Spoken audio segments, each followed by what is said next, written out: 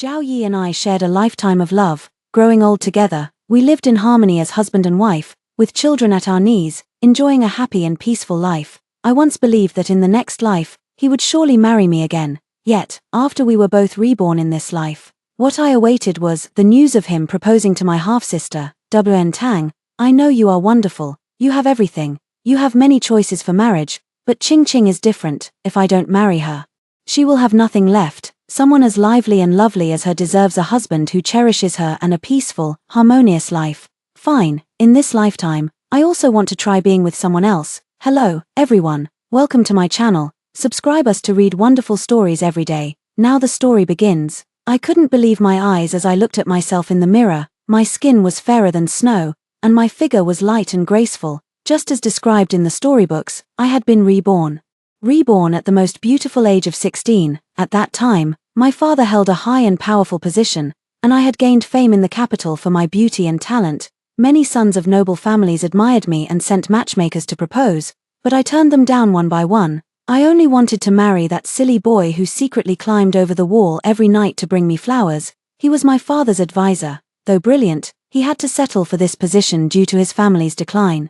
In my previous life, I fasted for 3 days, finally forcing my parents to nod in agreement, and I married him as I wished. Later, with the support of my maternal family, Zhao Yi indeed rose steadily, reaching the position of Prime Minister. I also became the Prime Minister's wife. Admired by everyone in the capital, even my mother praised me for my good judgment. I chose Zhao Yi at his lowest point and helped him rise to great heights. We enjoyed a lifetime of wealth, a loving marriage, raised 2 sons and a daughter, and lived peacefully into old age. I thought I had no regrets in life, so I firmly believe that in this life, Zhao Yi will still choose me without hesitation. I gave a faint smile at my reflection. Mu Chun rushed in anxiously. The advisor of the estate, young Master Zhao, is proposing to the master, saying he wants to marry the young lady of our Lin family. The servants all admire his courage. For an advisor to be so bold, he's really a toad.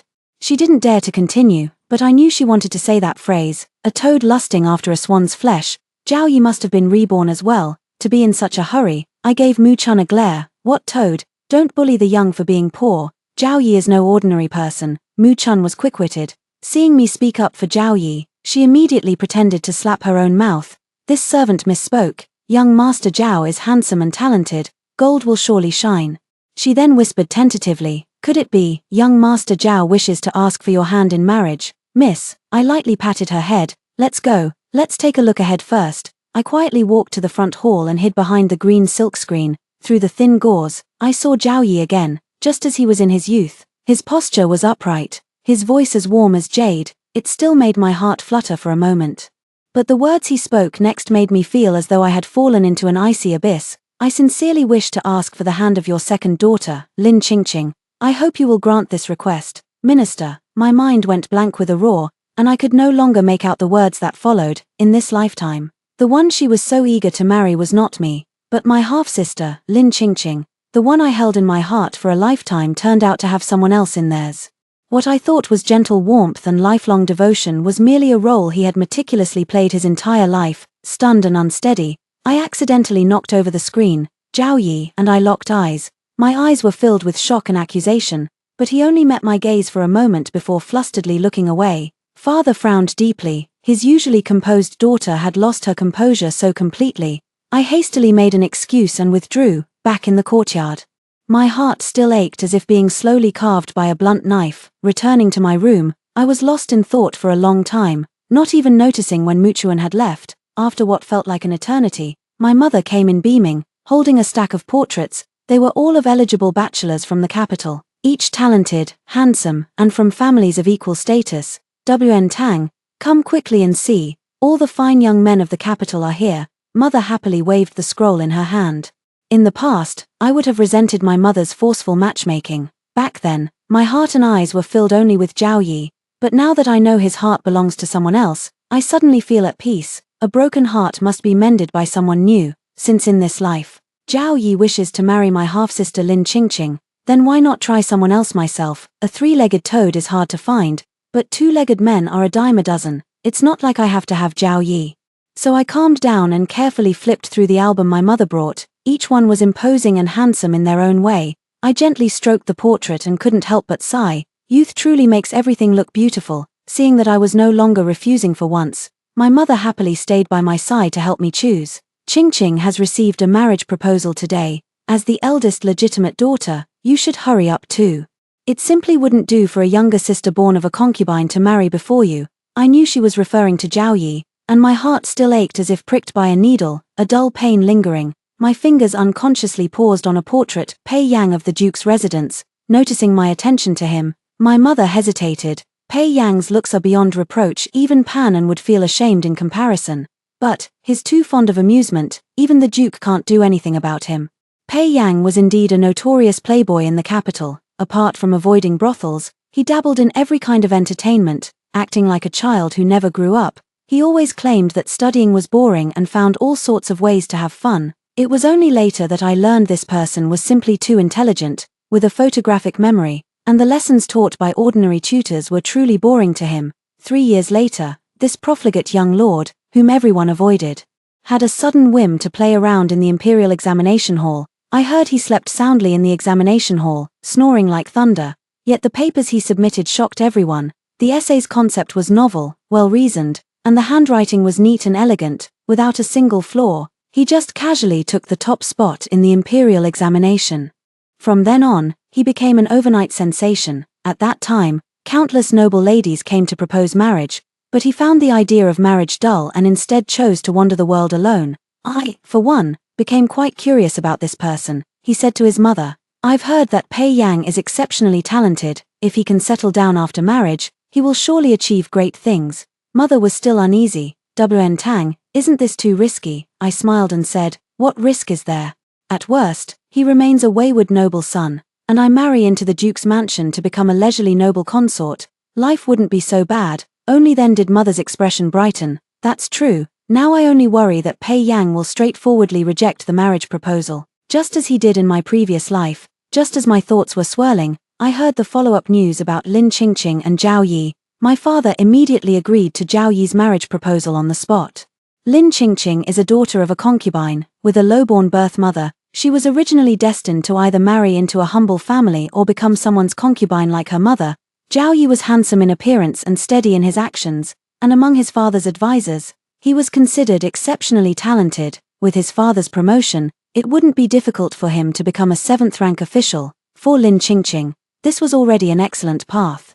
Never did she expect that Lin Qingqing would start a hunger strike. I absolutely refused to agree to this marriage. Hearing this news, I smiled bitterly. In my previous life, I went on a hunger strike just to marry him. In this life, the one he chose is using a hunger strike to reject him. In her previous life, Lin Qingqing had already developed feelings for the playboy Zheng Qiu, the young marquis of the Duke of Zheng's estate. He was a true libertine in every sense of the word.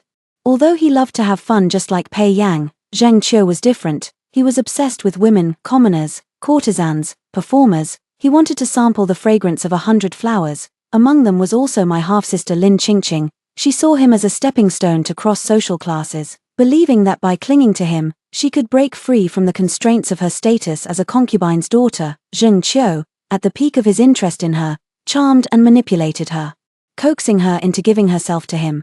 But once he grew tired and lost interest, he cast her aside like a worn-out shoe. In my previous life, my half-sister kept her pregnancy a secret and refused to reveal Zheng Qiu as the father. At that time, Zheng Qiu had already forgotten all about her and was passionately involved with the top courtesan of the brothel, while my father punished my half-sister by making her kneel in the ancestral hall.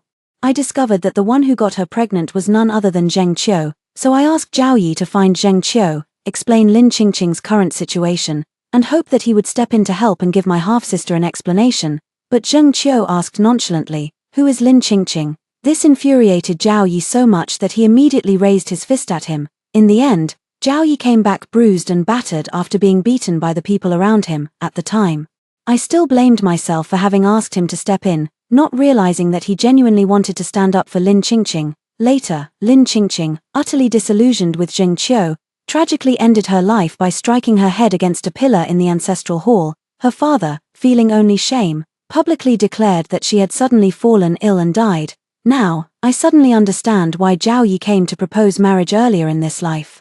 It turns out he wanted to prevent Lin Qingqing from meeting a tragic end, to save her life, but I still don't understand. There were so many ways to save her. Why did it have to be marrying her? That night, I heard the familiar thumping sound coming from outside the window. My heart skipped a beat. How could this be? Why would Zhao Yi still come? I hesitated for a moment, then finally pushed open the window. Moonlight poured in, illuminating the profile of the young man by the window. Zhao Yi sat lightly on the windowsill, his legs gently swaying in the air, just like in the previous life. My heart felt a sudden daze. If it were before, I would have joyfully stepped forward to sit side by side with him. He would pull out a bouquet of crabapple blossoms from behind and hand it to me, and we would chat about this and that under the moonlight. He would tell amusing stories. Like how he once climbed a wall to steal loquats from a neighbor's yard as a child and ended up being chased by a dog for half the street. I would also tell him about the embarrassing incident when I was 5, how I hid in a corner of the kitchen, greedily eating sticky rice cakes until I fell asleep, driving the entire household into a frantic search for me. But this time, I didn't step forward to greet him, and there was no begonia flower in his hand. After a long silence, he finally spoke. His voice low and somber. "WN Tang, I know you've been reborn too. I knew it from the moment I first saw you. You can scold me, resent me, do as you will, but in this life, I want to marry Qing Qing. I don't want her to relive the tragedy of her past life. You're her elder sister. I believe you wouldn't want to see her meet such an end either." I let out a bitter laugh and voiced the doubt weighing on my heart. "You have countless ways to save her. Why did you have to marry her?" He froze, his expression gradually darkening. It seemed the real answer was too difficult to put into words. I said that answer for him. "Did you like Lin Qingqing in your previous life? When did it start? Was it actually just a misunderstanding the first time you came to me?" Zhao Yi quickly shook his head. It's not like that. In my previous life, I truly loved you, without any facade. The human heart, it changes so easily. Even I can't control it myself. That time when I hurt my hand. Qing Qing bandaged it for me. Somehow, ever since then, I've been dreaming of her. I could hardly bear to listen to the rest, my stomach churning. So the person I regarded as pure and noble in my past life was actually so despicable inside. The injury he mentioned clearly happened after we got married. At that time, I was pregnant, and he accompanied me back to my parents' home. He accidentally cut his hand while trying to pick plums from a tree for me, since I was in no condition to help. Muchuan took care of me, and Lin Qingqing volunteered to bandage his wound. What I thought was just an ordinary incident ended up planting the seed of affection in his heart. Zhao Yi, seeing my silence, explained with a pale face, "WN Tang, I know you are wonderful, dignified, steady, and full of talent. You have many good options for marriage. But Qingqing is different. If I don't marry her, she will have nothing left. Someone as lively and lovely as her deserves a husband who cherishes her and a peaceful, harmonious life." His voice grew softer, yet each word was jarring. I tugged at the corner of my mouth, a cold laugh escaping. In that moment, I seemed to understand him a little. Since fate allowed a do-over, why should I repeat the script of my previous life? I should try flavors I've never tasted before. I let out a long sigh and said with relief, "Fine, in this lifetime. I want to try someone else." As soon as I finished speaking, Zhao Yi became uncomfortable. A hint of unwillingness suddenly appeared on his face, and he asked me timidly, "In this lifetime, who do you want to choose?" I chuckled lightly. There's no need for young Master Zhao to trouble himself with that. "But I hope tonight will be the last time you come here. If you return, I can't guarantee someone won't drag you before my father to answer for your actions."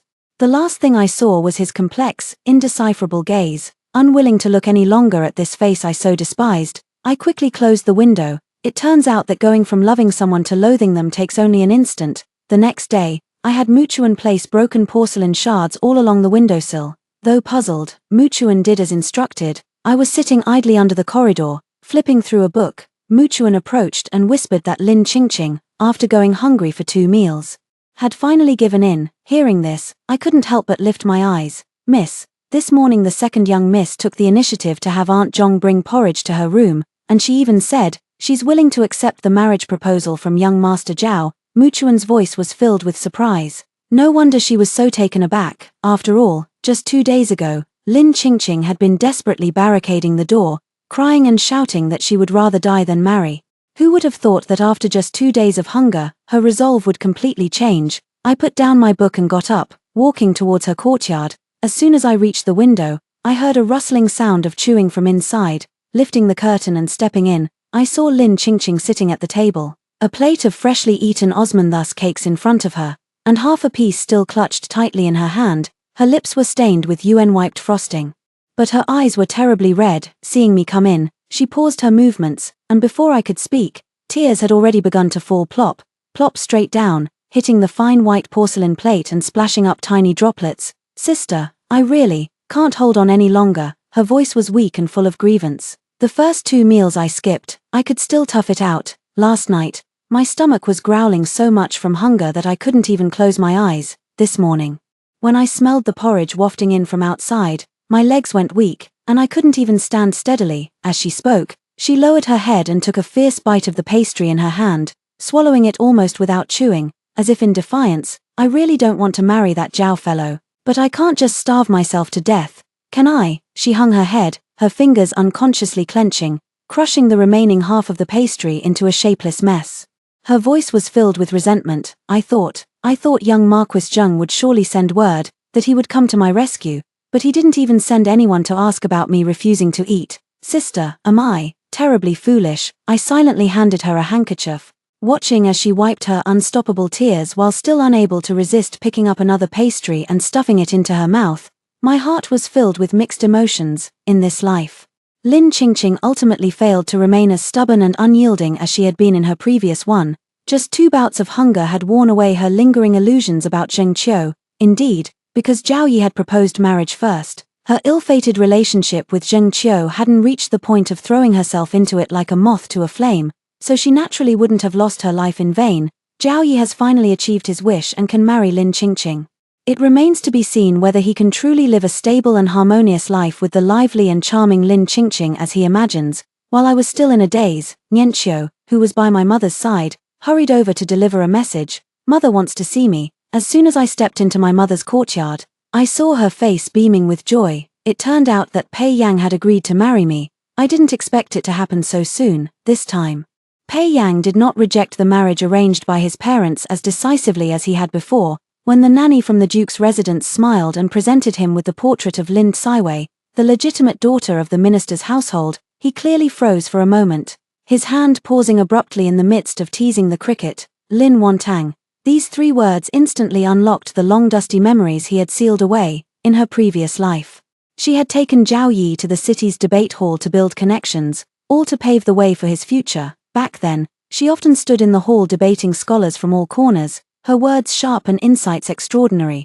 repeatedly drawing thunderous applause from the entire audience. At that time, Pei Yang had only sneaked into the hall to scout opponents for his prized cricket, yet, he was unexpectedly drawn by a clear, composed voice and found himself stopping to listen to the entire debate. He had never seen a woman like her, learned, sharp-witted, candid, with every word insightful and resonant. In that moment, even the cricket in his hand seemed utterly dull. From then on, he also began to study seriously, and later developed an interest, even taking the imperial examinations himself. However, Lin Wantang's attention was entirely fixed on Zhao Yi at that time. She never truly looked back at him. Later on, he simply left the capital and traveled far and wide. The world believed that Zhao Yi rose to the position of prime minister because of the full support from Lin Wantang and her maternal family. Few people know that the present emperor once struggled to choose between Zhao Yi and Pei Yang. While Pei Yang came from a hereditary duke's household, where scholarly honors were merely an added embellishment, for Zhao Yi, who hailed from a humble background, it was a matter that concerned the fate of his entire clan. In the end, he chose to step aside, leaving gracefully to fulfill her wish. When the portrait was handed to him, he was absent-mindedly playing with a cricket. The matron beside him repeated, "It's Miss Lin Wantang from the minister's residence." He unrolled the scroll and gazed at it for a long time. The person in the painting still had the same brows and eyes, with a familiar spirit. Finally, he gave a slight nod. The nanny could hardly believe her eyes and cautiously asked again. After confirming, his face immediately lit up with joy, and he hurried off to report the good news to the Duchess. Soon, the entire Duke's mansion was abuzz with the news. The usually indifferent Pei heir had finally changed his tune and agreed to the marriage with the eldest daughter of the Lin family. Lady Pei's long-held worries were finally put to rest, to prevent any further complications. The wedding date was set with unusual haste, as Lin Qingqing had finally agreed to the marriage. As the legitimate daughter, I naturally could not marry later than my half-sister, so I was arranged to be wed on the same day as Lin Qingqing, with my bridal procession departing just half an hour earlier than hers. That day, amid the clamor of gongs and drums, I sat upright in the 8-carried bridal sedan chair, adorned in phoenix crown and ceremonial robes, on my way to the Pei residence. At that very moment, Zhao Yi, riding a tall horse, led the procession to welcome Lin Qingqing and passed by my sedan chair. As the two wedding processions crossed paths on the bustling street, he involuntarily tightened the reins, his gaze fixed intently on my magnificent sedan with its ornate canopy and tassels, and the grand display of ceremonial guards. For a moment, he was stunned, as if all the surrounding noise had suddenly fallen silent. The woman who had been his wife for a lifetime, who had borne him children and managed his household with meticulous order, was now, in phoenix crown and embroidered robes, about to marry someone else. This thought struck him abruptly, piercing his heart with a sharp, indescribable ache and emptiness. It wasn't until the matron of honor beside him whispered a reminder that he suddenly snapped back to reality, hastily turning his head away and guiding his horse toward Lin Qingqing's sedan chair. But Lin Qingqing had long been simmering with anger, and now she deliberately began to act out in a fit of pique. When Zhao Yi reached out according to etiquette to help her into the sedan chair, she abruptly flung her sleeve, slapping his hand away fiercely. The sudden move plunged the surroundings into instant silence, with all the guests and passers-by focusing their gazes on his hand frozen mid-air. Under the watchful eyes of the crowd, Zhao Yi's face turned from red to pale. Shame and embarrassment nearly overwhelming him, he listened to the suppressed whispers around him, watching the figure beneath the bridal veil that showed no attempt to hide its resistance, and his heart gradually sank to the depths. Amid the jarring festivity, a cold thought emerged with clarity. Perhaps he had truly been wrong. He should not have rashly gambled his lifelong happiness on a momentary, misguided infatuation. This long life ahead was now to be bound to a woman who had publicly humiliated him and held no regard for him in her heart. At this moment, Lin Qingqing had none of the playful charm that had captivated him in his previous life, leaving only willful recklessness. That's right, he should have known it all along. He had not been unaware of her willfulness. He knew better than anyone about her absurd, moth-to-flame past with Zheng Qiu. How could she, in this life, have completely forgotten the bloody lesson, remembering only that playful, lively face that called him brother-in-law? Zhao Yi had yet to realize that what would make him regret even more was still to come. In this life, although his father gave Zhao Yi some support, he ultimately did not pour all his efforts into it as he had in the previous life. In the previous life, he married the legitimate daughter of the minister's household, but in this life, he married only a concubine's daughter. Therefore, his father only secured him the position of a county magistrate in Pingyang. The place was remote, and many officials in the capital were unwilling to go there, so his father took the opportunity to assign the vacancy to him. Although he was only a 7th-rank official, if it were up to Zhao Yi himself, he might never have been able to climb to this position in his entire life. Lin Qingqing had long resented Zhao Yi for forcing her into marriage. And now that she had to leave the bustling capital with him for a remote county, her grievances and unwillingness surged uncontrollably. On the day of returning to her parents' home, we arrived at the mansion at the same time. Before even entering the backyard, faint sounds of an argument could be heard from within. Lin Qingqing was weeping like a rain-drenched pear blossom, sobbing to Aunt Fan, unwilling to go to Pingyang. "What kind of desolate place is that? I don't want to go." Aunt Fan softly consoled her from the side. "No matter what, you are now the legitimate wife of a 7th-rank official, far better off than your mother ever was. Who cares about being a legitimate wife?" Lin Qingqing choked out, interrupting her. "I'd rather be a concubine in the capital than a lady in a godforsaken place like that. What's the point?" At that very moment, Pei Yang and I happened to be walking side by side. Zhao Yi looked up and met my gaze directly, his face instantly flushing a deep purple, so embarrassed he wished the ground would swallow him. It made me realize that what he called a choice for love was nothing but his own wishful thinking. Just then, Pei Yang's hand holding mine suddenly tightened. He naturally drew me closer, leaning intimately against my shoulder. I was just thinking his behavior was somewhat unusual when I heard him say softly to me, "Madam, I heard you keep many beautiful flowers. Would you take me to see them?" There is indeed a small flower bed beneath the pavilion in my courtyard, planted with many rare and exotic blooms. I suppose in my previous life, Zhao Yi must have seen these things, which is why he deliberately catered to my preferences and often sent me begonia flowers. Now, thinking back, it was merely a common trick he painstakingly orchestrated, devoid of any genuine, original intent. As we walked away together, I vaguely heard Lin Qingqing muttering behind us, "Sister is so lucky to marry into a powerful aristocratic family in the capital, while I'm stuck with someone so useless." Aunt Fan, fearing she would offend Zhao Yi, quickly pretended to swat her and hastily said, "How can you compare yourself to your legitimate sister? To marry young Master Zhao is already your good fortune. Zhao Yi remained silent, just staring blankly at the departing figures of Pei Yang and me walking intimately together, his expression dazed. He had once married the legitimate daughter of a minister. Such glory in his past life was originally such a great blessing.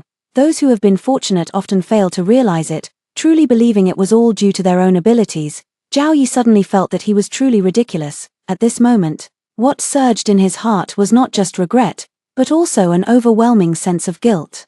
Before leaving the Lin residence, my mother deliberately pulled me aside to chat for a long while. Her words, directly or indirectly, always circled back to Pei Yang. Is he treating you well? Are you still as obsessed with cricket fighting as before? Are you now willing to focus on studying? I smiled and interrupted her endless questioning. Everything is fine, Mother, rest assured. He now spends every day studying with me in the room. And occasionally we go to the debate hall to discuss and argue over theories. As for those crickets, they were all given away long ago. Mother was overjoyed to hear this, clapping her hands repeatedly. My son is truly blessed. You really won the bet, just as you said. Marriage has made you settle down. I lowered my eyes with a faint smile, a trace of guilt flickering in my heart. If not for being reborn, how could I have been so certain? After bidding farewell to my mother, I walked slowly along the corridor alone. Unexpectedly, Zhao Yi suddenly emerged from behind the pillar and called out to me. He gazed at me, his eyes swirling with barely suppressed remorse, his voice hoarse, wanting. In this lifetime, I have ultimately failed someone as wonderful as you. He took a step forward, as if mustering all his courage, and said bitterly, if there is another life, I will surely choose to marry you. My heart felt as disgusted as if I had swallowed a fly. So disgusted that I couldn't speak. Just then, Pei Yang appeared from the moon gate, walking straight towards me and gripping my hand, stepping half a pace forward to shield me behind him. His tone was calm, yet each word was as clear and sharp as a blade. If there's a next life, it still won't be your turn. Zhao Yi's face suddenly changed, as if he had been slapped, a pale and disheveled look spreading across it. Pei Yang, however, no longer looked at him, turning only to me. His voice instantly softening. My lady, I've been looking for you for a long time. Let's go home. His fingers locked firmly with mine, warm and resolute, hand in hand. We walked past Zhao Yi without giving him another glance. That night, with red candles flickering, I lay side by side with Pei Yang on the bed. After a long silence, I finally mustered the courage to confide in him about the matter of my rebirth. He listened quietly, then suddenly reached out and pulled me tightly into his embrace.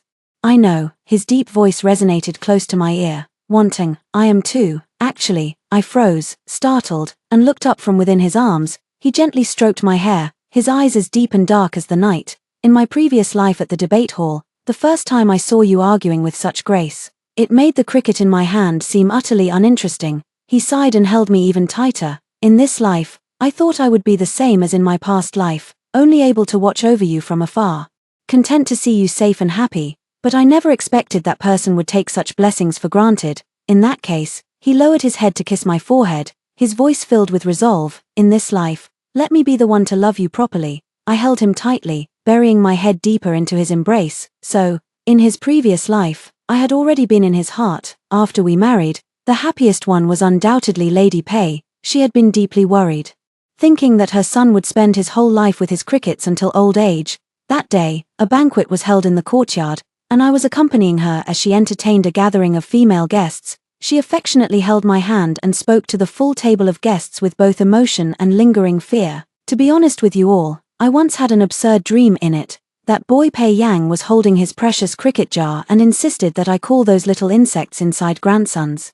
It truly gave me quite a fright. After saying this, she even patted her chest, looking as if she still hadn't fully recovered from the scare, but then she gently patted the back of my hand and said with a smile, my good daughter-in-law, now I'm counting on you. Hurry up and give me a real grandson, so I can finally relax and turn my luck around. This remark immediately sent the noble women in the courtyard into fits of laughter, each of them doubling over with mirth. Amid the chorus of laughter and joy, I suddenly felt a wave of nausea and couldn't help but lower my head to retch. Feeling rather annoyed at having eaten too many sweet cakes in the morning, an experienced lady-in-waiting at the table suddenly exclaimed with a laugh, such a reaction from the young mistress. Could it be that she is with child? Upon hearing this, Lady Pei's face lit up with joy, and she immediately ordered the servants to summon the imperial physician to take her pulse. Sure enough, the physician diagnosed a pregnancy, already more than a month along. That evening, when Pei Yang returned to the mansion and heard the good news, he jogged all the way back to his room. As soon as he saw me, he reached out to embrace me, but then quickly pulled back, afraid of touching my stomach. He looked flustered and at a loss, just standing there scratching his ear and grinning foolishly, seeing him so overjoyed and unsure of what to do. I couldn't help but laugh and gently tapped his forehead. You look so happy. If you truly mean it, why not aim to become the top scholar like you did in your past life? Pei Yang's lips curved into a smile, his eyes brimming with a gentle yet confident glow. That's hardly a challenge. On the day Pei Yang topped the imperial examination, his father held a celebratory banquet at the mansion, specifically inviting both me and Pei Yang to the family feast. I never expected to meet Zhao Yi at the banquet, who had returned to the capital to report on his duties. I had vaguely heard some rumors about him and Lin Qingqing before. After their marriage, he and Lin Qingqing, whom he had longed for half his life, ended up as a resentful couple. Not only did he never step into Lin Qingqing's room, but he also took several concubines in succession. Aunt Fan almost daily came to my father, weeping until her tears nearly ran dry, but what could my father do? Ultimately, it was not appropriate for him to interfere in his son-in-law's private marital affairs. Moreover, Zhao Yi was, after all, a county magistrate, and he had not shaken Lin Qingqing's status as the legitimate wife. Naturally, it was even more difficult for my father to question him. By this time, I was heavily pregnant, my belly prominently rounded, and Pei Yang was carefully accompanying me on a walk. Zhao Yi and Lin Qingqing stood not far away, their gazes following us the entire time. Their eyes filled with complexity, my half-sister's eyes held envy, while Zhao Yi's were filled with regret. Due to my pregnancy, I've been particularly fond of sweets lately. In the evening, Pei Yang had just bought freshly made Osmanthus sweet cakes and was carefully feeding them to me. We sat side by side on the swing beneath the crabapple tree in the courtyard. Chatting and laughing softly, I happened to look up and saw a familiar figure standing motionless in the distance. It was Zhao Yi. He was even holding a bouquet of crabapple flowers in his hand, his gaze complex as it fell upon my prominently rounded belly. I didn't want to spare another glance for this man who wanted everything his way, so I lowered my head and took another bite of the pastry Pei Yang had handed me. Just then, Lin Qingqing suddenly burst out from behind the corridor, a gleaming short knife in her hand, and madly stabbed Zhao Yi. It's all you. If you hadn't interfered, Zheng Qiu would be marrying me today. Her voice was shrill, every word bleeding tears. It turned out that today was the wedding day of Zheng Qiu, the young Marquis of Duke Zheng's mansion. Back when Lin Qingqing had just connected with Zheng Qiu, Zhao Yi's self-initiated marriage proposal completely disrupted everything, although Zheng Qiu was far from a good match. Lin Qingqing always felt that if it weren't for Zhao Yi, she could at least have married into the Duke's household. Even being a concubine would have been better than following Zhao Yi into exile to a desolate place like Pingyang. A cold glint flashed, and blood instantly stained Zhao Yi's robe, as well as that ridiculous bouquet of crabapple blossoms. Although Zhao Yi narrowly escaped death, he was left with a lifelong disability. Lin Qingqing, overwhelmed by shock and despair, hanged herself that very night. Her father, consumed by guilt, eventually brought the disabled Zhao Yi back to the Lin residence, keeping him in a secluded corner of the backyard, where he remained for 10 years. A decade passed, and Pei Yang had risen to become a powerful and highly respected prime minister in the court. And I, just like in my previous life, became the much-envied wife of the prime minister. On a clear and crisp autumn afternoon, it happened to be Pei Yang's day off. We took our son and daughter back to the Lin family to visit my father and mother. In the courtyard, the autumn breeze was gentle. Pei Yang and I nestled together on the swing under the crabapple tree, watching our 9-year-old son Ying and 7-year-old daughter Rong playing with a colorful embroidered football on the open ground nearby. Amid the laughter and joy, Ying gave a strong push, and the ball rolled straight toward the distant corridor. The little one hurried after it, only to see an elderly man with graying hair and unsteady steps, leaning on a cane, laboriously picking up the ball for him. The moment the old man looked down and saw Ying's face, he froze in place, his gaze seeming to pierce through time. Breathing heavily, his voice hoarse, he asked, "Is your mother, Lin Wantang?" Ying looked up and nodded obediently. "Yes, Grandpa, could you please give the ball back to me?" The crisp call of Grandpa sent a shiver through Zhao Yi's body. As if waking from a dream, he handed the ball back, his hand trembling slightly. He recognized it at first glance. The child's eyes and brows were carved from the same mold as Lin Wantang's. That composed demeanor was clearly the shadow of Pei Yang. The address old Grandpa completely shattered his last bit of days, pulling him back to the ridiculous and cruel reality. It was he who had personally pushed away the within-reach stable happiness, willingly yielding it to others.